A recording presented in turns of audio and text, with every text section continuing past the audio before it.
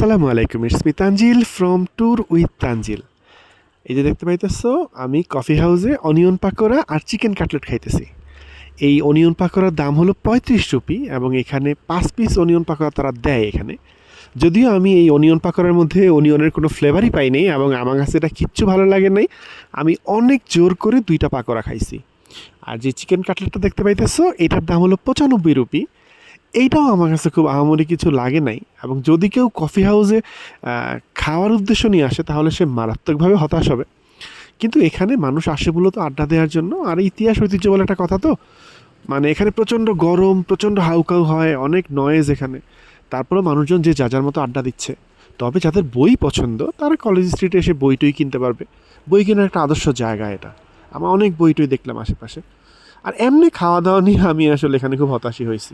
তো ঠিক আছে, সবাই ভালো থাকবেন আর আমার জন্য দোয়া করবেন। আল্লাহ হাফেজ।